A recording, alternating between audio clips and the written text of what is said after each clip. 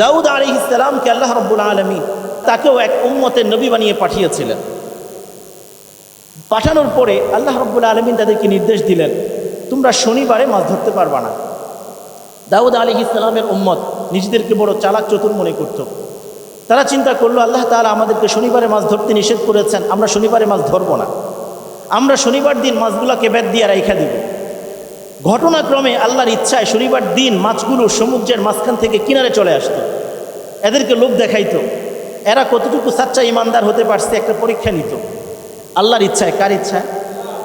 এবার শনিবার দিন মাছগুলো যখন সমুদ্রের কিনারে চলে আসে, দাউদ আলাইহিস সালামের উম্মতেরা মাছগুলো দেখে বড় লোভ লাগে, তো মাছ তো ধরবো না, কিন্তু বেদ দিয়ে রাইখা দেয়, কালকে ধরবো।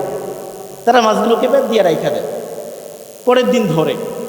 আল্লাহ তাআলা মূলত তাদেরকে শনিবার দিন দুনিয়ার সব ব্যস্ততা থেকে নিষেধ করেছিলেন, মাছ ধরা থেকেও নিষেধ করেছিলেন। কেন? এই দিনে যেন স্পেশালভাবে কার দাসত্ব করতে পারে, কার ইবাদত করতে পারে। যেমন আমাদেরকে স্পেশালভাবে আল্লাহর ইবাদত বন্দেগী করার জন্য বিশেষ ফজিলতের দিন দেওয়া হয়েছে জুমার দিন। আমরা জুমার দিনে আগেভাগে মসজিদে আসি, জুমার দিনে অনেক ফজিলত আছে। জুমার দিনে আমরা বেশি বেশি ইস্তেগফার করি, তওবা করি, দুরূদ শরীফ পাঠ করি কিনা? জুমার দিনে আমরা অন্যদিন জোহরের নামাজ আদায়ের জন্য 10 মিনিট আগে মসজিদে আসলে জুমার দিনে আমরা 1 ঘন্টা আগে মসজিদে চলে আসি, আলহামদুলিল্লাহ। এই যে একটা জুমার দিনের বিশেষ ফজিলত, এমন একটা ফজিলত ছিল দাউদ আলাইহিস সালামের জন্য শনিবার দিনে। তাদেরকে বলা হয়েছে, তোমরা এই দিনে বেশি বেশি আল্লাহর ইবাদত দাসত্ব করবা। তারা সেই দিনটাকে দাসত্ব এর পেছনে ব্যয় না করে তারা হিলা বাহানা খুঁজতে শুরু করলো, মাছগুলাকে বেদ দিয়ে রেখে দেয়। পরের দিন রবিবার দিন ধরে আল্লাহ রাব্বুল আলামিনের কাছে এটা পছন্দ হলো না, তাদেরকে আযাব গজব দিয়ে শেষ করে দিল। এবার আসেন, যখন এই বিষয়গুলো ওলামায়ে কেরাম, নবীর ওয়ারিস দাউদ আলাইহিস সালামের উম্মতের মধ্যে যারা আলেম ছিল, জ্ঞানী ছিল, তারা যখন উম্মতকে বুঝাইতে শুরু করলো, এই তোমরা যে শনিবার দিন আল্লাহ তাআলার এই আদেশকে অমান্য করে মাছ ধরো, দুনিয়ার ব্যস্ততায় সময় পার করো, এটা তো আল্লাহ তাআলা তোমাদেরকে নিষেধ করেছেন, তোমরা এই কাজ কেন করো? তাদেরকে বোঝানোর চেষ্টা করলো। এটা কি তাদের কল্যাণ না অকল্যাণ? বলেন না, কল্যাণ না অকল্যাণ? তাদেরকে বোঝানোর চেষ্টা করলো যে তোমরা এই দিনে আল্লাহর নির্দেশ অমান্য করো না, আল্লাহ যে আদেশ করেছেন এটা পালন করো। ওলামায়ে কেরাম সতর্ক করলেন। তারপরে কি হয়েছে, আমাদের সময়ে যেমন সুশীল শ্রেণী আছে, নিজেদেরকে বড় পণ্ডিত মনে করে, সুশীল মনে করে, এমন সুশীল ওই জামানায়ও ছিল। তারা বলল, ওই মিয়া, তুমি আলেম হইছো, কি হয়েছে, তোমার দরকার আছে? তারা যা মন চায় তা করুক, তোমার দরকার নেই মাথা কামানোর। তুমি আলেম, তুমি মাদ্রাসায় পড়ে থাকো, ইমাম সাহেব মসজিদে নামাজ পড়াও, তুমি খতিব সাহেব মসজিদে গিয়ে খুতবা দাও, তোমার দরকার নাই এই পিছনে মাথা কামানোর। তারা যদি অন্যায় করে থাকে, আযাব কে দিবে? শাস্তি কে দিবে? গজব কে দিবে? সুতরাং তুমি আলেম মানুষ, তুমি তোমার কাজ নিয়ে থাকো। তারা যদি অন্যায় অপরাধ করে থাকে, এটা শাস্তি আল্লাহ তাদেরকে দিবে, তোমার মাথা কামানোর কোনো প্রয়োজন নাই। কথা তো চমৎকার। আমাদের দেশে সুশীলরা বলে কিনা, ভালো করে খেয়াল করেন। আজকে কোরআন থেকে গাফেল হয়ে যাওয়ার কারণে এই বিষয়গুলো আমরা বুঝতে সক্ষম হচ্ছি না, কোরআন থেকে দূরে সরে গিয়েছি। কোরআন আমাদেরকে কি বলছে খেয়াল করেন।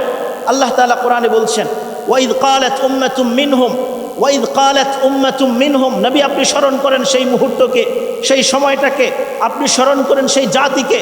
উম্মাত কালাত উম্মাতুম মিনহুম, যেই জাতি তাদেরকে বলেছিল, লিমা তাইযুনা কওমান ইল্লাহু মুহলিকুহুম আও মুআযযিবুহুম আযাবান শাদীদা।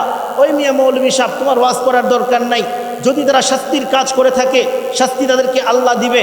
যদি তারা শাস্তির কারণে ধ্বংস হয়ে যায়, ধ্বংস তাদেরকে আল্লাহ করবে।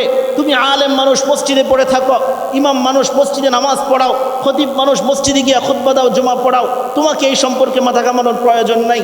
এই কথা দাউদ আলাইহিস সালামকে, দাউদ আলাইহিস সালামের উম্মতের মধ্যে যারা সুশীল ছিল, তারা আলেমদেরকে এই কথা বলল। ক্বালু মা'যিরাতান ইলা রাব্বিকুম ওয়া লাআল্লাহুম ইয়াত্তাকুন। আলেমরা কি জবাব দিয়েছে সেটাও আল্লাহ তাআলা কোরআনে আলোচনা করে দিয়েছেন। আলেমরা বললেন, ভাইরে, আমরা তো নিজেরটা খাই, নিজেরটা পড়ি, আমাদের তো আসলে কোনো প্রয়োজন নাই তোমাদের পিছনে পড়ে থাকার। তোমরা কি গুনাহ করবা না ভালো কাজ করবা না আমল করবা, সেটা তোমার একান্ত বিষয়।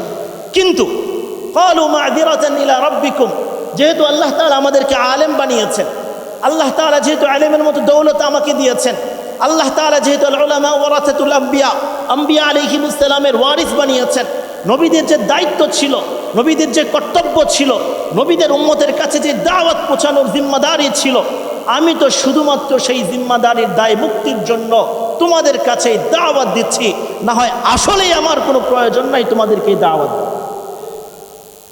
ক্বালু মা'যিরাতান ইলা রাব্বিকুম ওয়া লাআল্লাহুম ইয়াত্তাকুন। উলামায়ে কেরাম সুশীলদেরকে জবাব দিলেন, আসলে ভাই যেটা ভাবছো যেটা বলছো ঠিক আছে, কিন্তু আলেম হিসাবে একটা দায় আছে।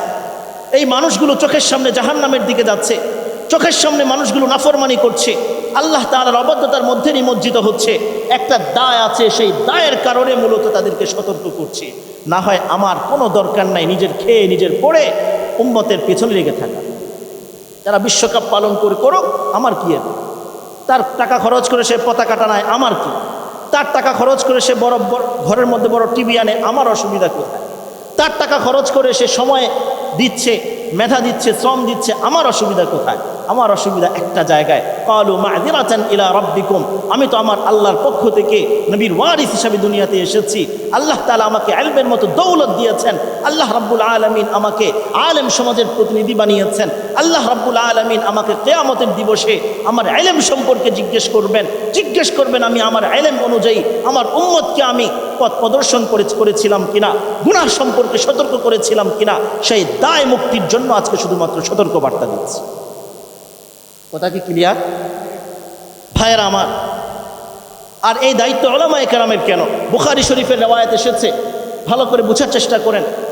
হযরত মুআবিয়া রাদিয়াল্লাহু তাআলা আনহু যখন মদিনাতে আসলেন হজ পালন করার জন্য, বুখারী শরীফের রওয়ায়াত, মুআবিয়া রাদিয়াল্লাহু তাআলা আনহু এসে দেখলেন মদিনার মানুষেরা তারা আলগা চুল ব্যবহার করে, একজনের চুল আরেকজন ব্যবহার করে। তখন তিনি এই অবস্থা দেখে অত্যন্ত রাগান্বিত হয়ে গেলেন। তিনি তখন মদিনাবাসীকে লক্ষ্য করে বললেন, ইয়া আহলাল মদিনা আইনা উলামাউকুম, হে মদিনাবাসী কোথায় তোমাদের উলামায়ে কেরাম? বুখারী শরীফের রিওয়ায়াত, মুআবিয়া রাদিয়াল্লাহু তাআলা আনহু সেদিন এই কথা বলেন নাই, ইয়া আহলাল মদিনা আইনা ফুকারাউকুম আও ইয়া আহলাল মদিনা আইনা আগনিয়াউকুম, হে মদিনাবাসী তোমাদের ধনী ব্যক্তিরা কোথায়, তোমাদের গরিবরা কোথায়? ইয়া আহলাল মদিনা আইনা আতিব্বাউকুম, হে মদিনাবাসী তোমাদের ডাক্তাররা কোথায়? আইনা উলামাউকুম আইনা ফুলা, হে মদিনাবাসী ইয়া আহলাল মদিনা আইনা ফুলা, হে মদিনাবাসী অমুক কোথায় তুমুক কোথায়? এই কথা জিজ্ঞেস করেন নাই, সরাসরি জিজ্ঞেস করেছেন মদিনাতে এত বড় গুনাহের কাজ হচ্ছে, আইনা উলামাউকুম, তোমাদের উলামায়ে কেরামরা কোথায়? উলামায়ে কেরাম থাকতে এত বড় গুনাহ মদিনাতে হবে, আর উলামায়ে কেরাম তারা হাত গুটিয়ে বসে থাকবে, এটা হতে পারে না। মুখ বন্ধ করে মুখ গুজে বসে থাকবে, এটা হতে পারে না। তাদের দায়িত্ব হচ্ছে মানুষকে গুনাহ সম্পর্কে সতর্ক করা।